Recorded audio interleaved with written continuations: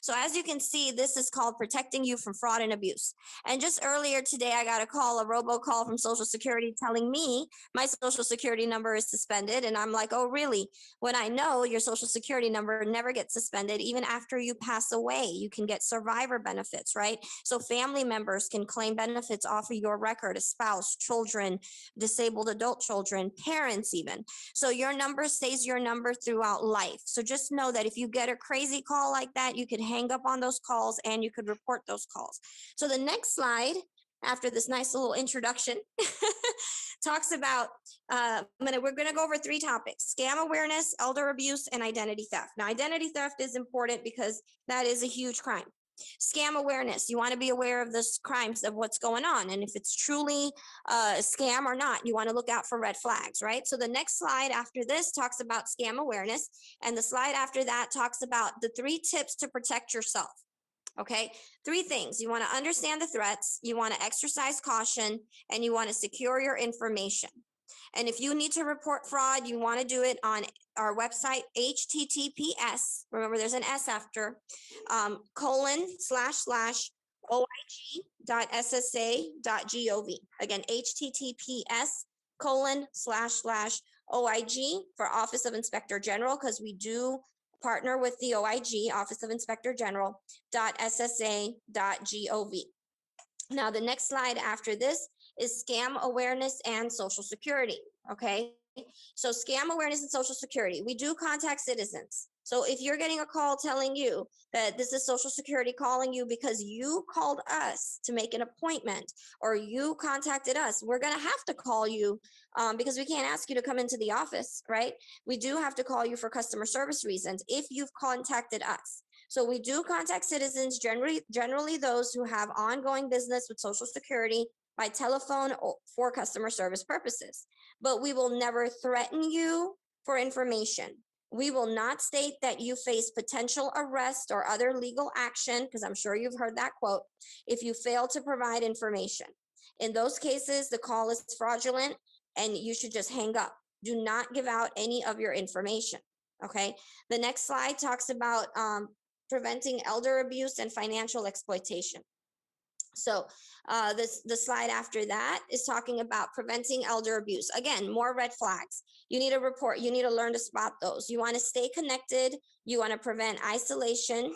You want to avoid sharing personal information. Remember, a lot of elderly people, they're by themselves and they're dependent on a caseworker or somebody who's helping them, right? Their home health care nurse or something like that. So you definitely want to learn to spot the red flags. You want to stay connected. If there's a group, YMCA group, whoever that you can go to and maybe do exercise classes with.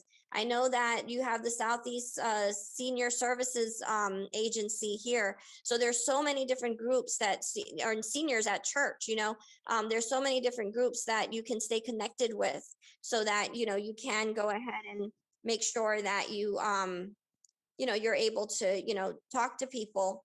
And if you feel like you got a suspicious phone call or something, you have someone to talk to and ask about it, which is always important. You don't want to you want to avoid sharing your personal information. Of course, you never want to tell people anything. Just like now during COVID, there's so many calls people are getting telling them that their Social Security, that they need their Medicare number.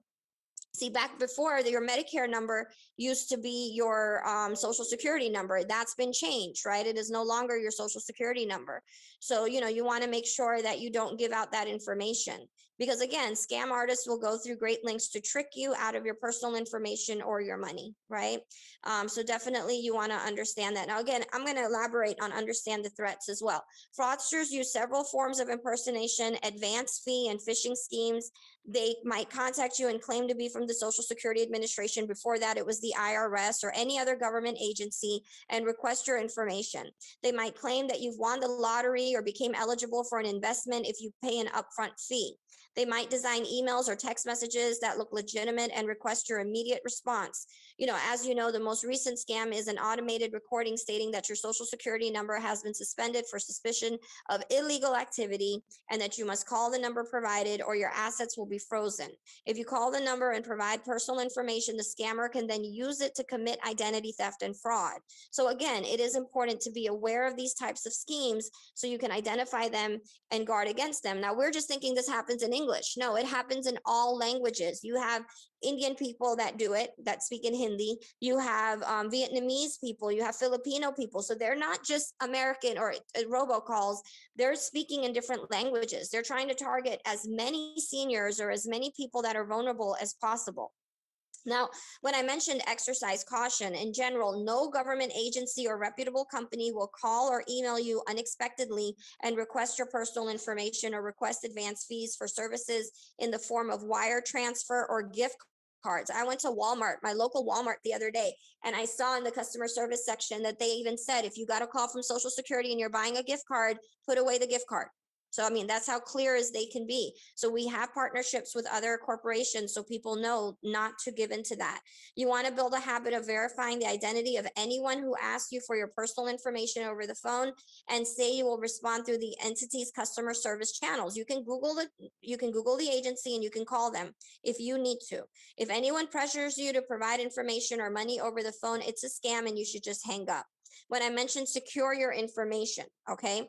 You want to store your social security card in a secure location, avoid carrying it with you, shred documents that list personal information such as your social security number and banking information, avoid opening emails from unknown sources or clicking on suspicious hyperlinks, equip your computing devices with strong antivirus software and maintain strong passwords. And you definitely want to go ahead and make sure you keep checking your credit reports. Okay, so again, it is important to understand that. Now, again, the red flags when I said stay connected. Examples include isolation, especially by a caregiver, unpaid bills or utilities that have been turned off. You definitely want to make sure that there's nothing that's being turned off because you're getting your check. So what's going on with your money? Unusual or quick changes in a will or any other financial documents, missing medications, and of course, bruises or welts, especially to the face. So you want to look out for that. You want to report any suspicious abuse to any type of professional. Again, staying connected, preventing isolation. Elderlies without strong social networks face a greater risk of abuse, neglect, or exploitation. And it is up to all of us to ensure that our communities are supporting and engaging older adults. One simple way to do this is by staying in touch with the older adults in your community. Knock on your neighbor's door just to say hi, or start an intergenerational book club or a movie night, whatever you need to do to support the efforts to empower, elders to fight isolation. You could even volunteer for Meals and Wheels, and try to do that. When I mention avoid sharing personal information, again, never provide personal information, social security number, credit card over the phone unless you've placed the call and you know who you're speaking to. And again, the last thing that says is sign up for direct deposit. Sign up for direct deposit if you're of your income so that things like pensions and social security checks go right into a secured account. Now, the next slide is more tips, of course. So we're going to go into prevent elder abuse and financial exploitation. Consult someone you trust. Don't be pressured or intimidated into an immediate decision. Don't sign any documents that you don't completely understand without first consulting an attorney or family member that you trust. Shred documents. Tear up or shred documents with personal information before disposing of them in the trash. And if you're offered a prize or a loan or an investment, if it sounds too good to be true, it probably is, right? So you definitely want to be suspicious of that. The next slide says if you suspect fraud. So this has some good resources. In addition to these tips, there are a variety of local resources in your community that help address elder abuse. So you have the do not call.gov website. You can call 1-800-382-1222, which is to get on the National Do Not Call Registry. Of course, if you suspect fraud or abuse or anything like that, you want to contact this website, https://oig.ssa.gov. And again, if you suspect elder abuse, definitely call the Elder Locator at 1-800-677-1116 or visit eldercare.acl.gov. All right. And you want to connect with local entities. So again, you can definitely, there's a lot of links here that would be helpful. And as I mentioned, adult protective services agencies investigate and respond to suspected abuse. Long-term care ombudsman programs advocate for residents of care facilities. Area agency on aging and disability resource centers can offer meals, health and wellness programs, and caregiver support programs. And of course, the Older American Act legal services providers also have legal help. The elder locator again is at 1-800-677-1116, and you can always click on that link as well. If you can get a you'll have, if you want to write down notes, write down notes. I'm going kind of slow, so you can write down notes. Now we're going to go into identity theft, which is the last chapter. So we're going pretty quickly on stuff, but I mean, it's pretty, it's it's a needed topic to kind of review and go over. If you're aware, there were over 3.2 million reports on fraud, identity theft, and other reports to the Federal Trade Commission in 2019. There has been more reports in 2020 because people are sitting at home, they're depressed, they lost their jobs, they're on unemployment, or they're elderly, they can't leave because they're vulnerable to COVID. The next slide, I'm sorry. So they're vulnerable to COVID, so they're not leaving their home. So if they're getting a nice caller that's maybe speaking in their language, maybe English or Spanish or Vietnamese or whatever it may be, they're going to listen, they're going to talk, they're going to trust these people. Again, 1 in 10 people lost money in imposter scams in 2019. We're looking at $667 million of money lost. And these are just what was reported. So imagine all those calls that happen that are not reported. And the reason it is important to report them to that OIG website is because we go by zip code. So we can find out, where they're targeting most of these calls, who's helping them. When you get an older person and they're speaking in your language and they say, well, go with this gentleman, he's going to come get you, he's from Uber, get in the car and we'll take you to the local office so you can change your address or change your phone number or change your direct deposit information. That's somebody locally that's trying to scam you. Right? Somebody will meet them at the local social security office and help them update their record, right? Because they're wanted by the FBI or something crazy like that. This actually happens. So we're thinking, oh, this is a robocall or it's happening overseas, but it's actually happening all over in our community. And if they go by zip code, they're able to catch them. And we've caught a lot in North Carolina, which is a big financial hub for a lot of banks. We're talking in Atlanta, we're talking in California, in Texas, Georgia. So there has been a lot of people being caught locally. So we do look at the zip code and they do try to target it, believe it or not. Now, the next slide is very helpful. Examples and impact of identity theft. You might just be thinking, oh, identity theft, I'm just going to go ahead. It's nothing big. Well, you open the examples of misuse. You try to open up a credit card, you're going to have denials. You're going to try to open up utility accounts, you're going to have denial of public benefits. You're going to try to apply for your tax refund, it might go away, because they're thinking that it's you and now you own a debt. So denial of Medicare. I mean, you have, you're trying to get a loan, applying for employment, that could mess up because if you don't have, there's been an issue with your identity that could affect your, who you are, and you need to prove who you are. So it could affect you trying to get a job, getting medical care, illegal use of your social security number, impact on victims, denial of credit and loans, denial of public benefits, denial of medical care, harassment by debt collectors, lawsuits, stress, anxiety, embarrassment, and also time, expenses spent on recovery steps. So identity thieves can use your information to get credit, steal your tax refund, or even get medical care. One thing right now, as I mentioned, your social security number used to be on your Medicare card. In 2019, we sent out millions of new Medicare cards. Social Security sent out millions of new Medicare cards to our Medicare recipients. So that they can go ahead and so that they try to send it out to their Medicare recipients so that you're not walking around with your social security number. So now it's a new alphanumeric number. So we are trying on our end to put in efforts to do what we can. We stopped sending out those statements because people steal people's mail. So now you have to get it online, right? You have to create your account. So the next slide after this talks about your social security number. The Social Security Administration protects your social security number and keeps your records confidential. You should be careful about sharing your number even when you're asked for it. You want to keep the card and other documents that show your social security number in a safe place. Do not routinely carry your card or other documents that display your number. Again, just like that Medicare card, which people walk around with for medical reasons, right? Now, what do you do right away? Step one, you want to call the company. So if you fall victim to identity theft, right, what do you need to do? You need to call the companies where you know the fraud occurred. You want to place a fraud alert and get your credit report. You want to report identity theft to the Federal Trade Commission, which is identitytheft.gov. You may choose to file a report with your local police department as well. Now, why would you contact identitytheft.gov? The next slide tells you why. This is very important. Identitytheft.gov, here's how it works. You explain what happened. They're going to ask questions about your situation. You tell them as much as you can. You get a recovery plan. They will use that info to create a personal recovery plan for you. And then you're going to put that plan into action. If you create an account, they're going to walk you through each recovery step, update your plan as needed, track your progress, and pre-fill forms and letters for you.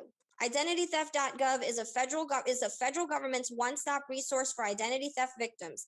This site provides streamlined checklists and sample letters to guide you through the recovery process, okay? And this is free help. The next slide tells you what kind of help are you going to get? You're going to get that personal recovery plan that walks you through each step. And identity theft affidavit that will review and update at any time. Customized pre-filled letters to send to credit bureaus, businesses, and debt collectors. Update your plan and track your work progress and advice about what to do if you're affected by specific data breaches. The free features of identitytheft.gov provide a new level of personalization and assistance for victims. You get a personal recovery plan. You're going to be asked to describe your situation and answer a series of questions to collect more detailed information to create your Federal Trade Commission identity theft report and recovery plan. You're going to create your affidavit, meaning you're going to use the information you provide about the incident as an identity theft complaint, and an affidavit will be created for your account. You could use this all over the place. You get customized pre-filled letters, right? So you're going to be able to create and use pre-filled letters that will have your report and affidavit, proof of identity, and other supporting documents to send to any affected credit bureau, business, and debt collectors. Now, this is free. I'm not trying to sell you anything. This is free. This is your right. So this is something available from the federal government. Now, the next slide talks about how Social Security can help. Within the agency, we get so many calls, right? Telling us, I've been a victim of identity theft. Can you help me? And we get that. We also get those calls too on our personal cell phones as well. I even get it on my work cell phone sometimes. So what can we do? Of course, I'm doing number one, outreach and education, right? I'm letting you know the steps, what to look for, all of that, how to help your community. Replacement of corrected Social Security number card. What that means is, so we can't get you a new card, but if you need to get a card replaced, of course we can help you because you can get your replacement card, right? Now, if you have a name change or anything like that, you would contact the local office and we could try to correct something for you too. In some cases, we can issue you a second Social Security number, not all the time. These are specific conditions under which Social Security may issue a second Social Security number to the same person, but all of these requirements have to be met. It has to be a scary situation, meaning the individual must have been disadvantaged by misuse of Social Security. The simple fact of losing your Social Security number does not mean it's misuse, right? And you've tried to do everything you could do to fix the problem. We need to see proof to that effect, right? Because we can't just go around giving people second numbers. So we need to see the police reports, the credit bureau letters, the court orders, all of that. I mean, it has to be like a really scary situation. Issuance of new Social Security number means that the applicant may have to change all their most important documents for proper matching. For example, employment, banks, creditors, schools, medical, all of that you need to update on your own, right? And then a new Social Security number does not guarantee that the thief will stop misusing your old one. It may be somebody that you know. It may be somebody that has quick access to your Social Security number, right? So it doesn't mean that just because you got a new one, all is clear. If somebody knows you well, they could get that new number from you too. Social Security decides on each application based on the merits of an extraordinary circumstance for each case. Of course, when Social Security was created during the Social Security Act 86 years ago, the number was initially the Social Security purpose of the number was so that you can track your earnings. right? So if you need to see proof that you're getting credit for what you've worked, because Social Security taxes are coming out of your paycheck and you want to make sure that your work record is correct, of course, we can verify your record, okay? We can even correct your earnings record if there's a problem with your earnings record. And of course, we'll do the hotline referrals too, like the Federal Trade Commission and all of that. And of course, how to get your credit report and all of that good stuff. Now, what can Social Security not do? The next slide. We cannot correct your credit record. You have to contact the Federal Trade. You have to contact the different credit bureaus or in the different companies to do that. Our role is to correct earnings records and assign Social Security numbers. We provide verification of Social Security information and make referrals. But we cannot file your theft report. You have to go through a Federal Trade Commission or your local police office to do that. And we cannot act as your advocate. Okay, so those are things we cannot do. Now, the next slide after this is informational, and I'm going to be going over a lot of things. So we got Equifax, Experian, and TransUnion. You got all of their fraud numbers, how to order a credit report, and their addresses right there. So there are 3 major credit bureaus that you should contact. It is advisable that you obtain credit records from each of these resources or each of these sources to determine the extent of the problem. They work independently. So fixing your credit with one bureau does not expunge bad data from another credit bureau's database. These toll-free numbers are general information numbers. The numbers to call to report fraud are listed on the next slide. I'm going to give you that information too. And it is recommended that you provide the slide so if you want to make copies of this, you can. This is very important. You can take a picture of it while you're talking to me, so you have this information, because I don't know if a PDF will be provided. I'm sure it will in the resources. The next slide after this talks about fraud resources. So the number to the Federal Trade Commission is right there, 1-877-438-4338. Okay, so these are the key sources that identity theft victims must contact. The toll-free numbers listed are direct lines to fraud units that specialize in identity theft calls. It is recommended that if you want to make a copy of this or you want to take a picture of this, go for it. Tax issues. If you got into an issue where somebody's taking your refund, www.irs.gov, and you can go to identity protection, or you can call 1-800-908-4490. You got FTC for federaltradecommission.gov/identity theft. And also, if you're having issues with DMV fraud line is 1-866-658-5758. And to get free credit reports, it's annualcreditreport.com, or you can call 1-877-322-8228. And of course, you have on the previous slide, we had Equifax, Experian, and TransUnion. So that is my presentation.